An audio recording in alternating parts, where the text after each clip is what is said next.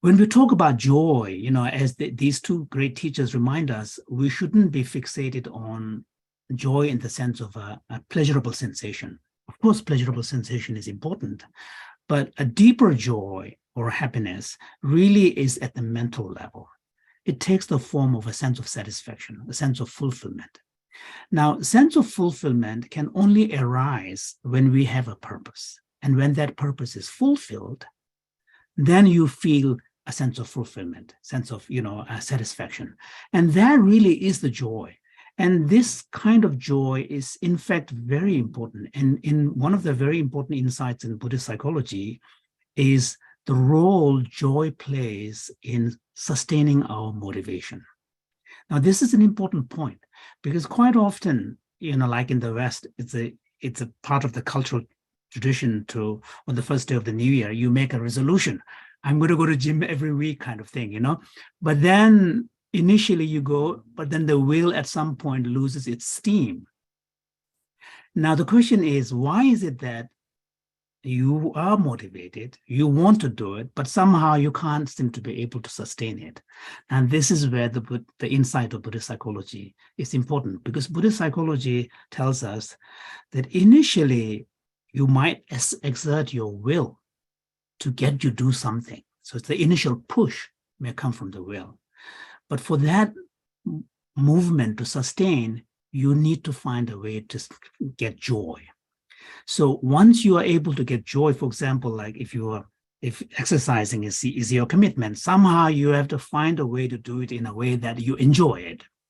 Okay. And then you also begin to see the results of that exercise. And then when you see the results, then you get more motivated because you see a purpose for that commitment that you have made. So this joy, in this deeper sense of satisfaction and fulfillment is really what can keep us going.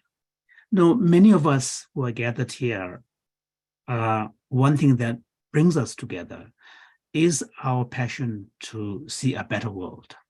And if possible, to play an active role in making that possible.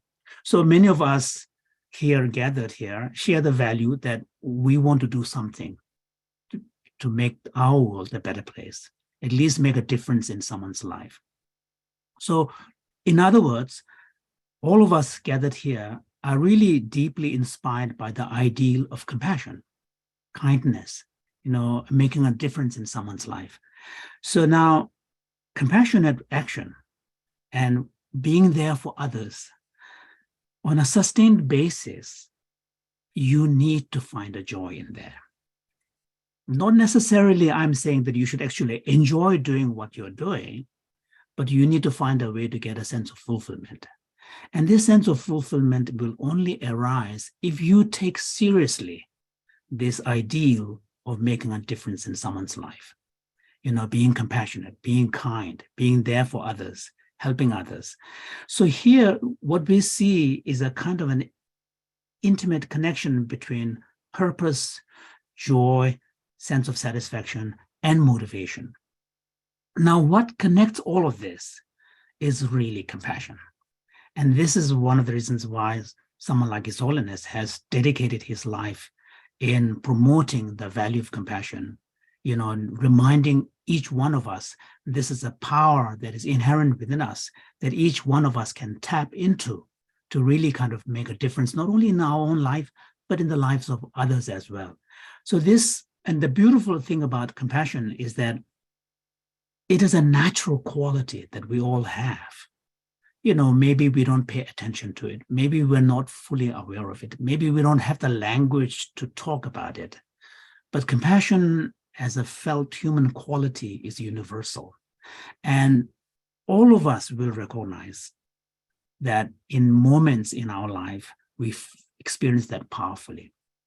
For example, if you come across someone who's really suffering and crying, if you let your natural human response to come out, it's going to be a compassionate response. That's who we are. We are empathic social creatures. We can choose to suppress that expression of who we are as a human being.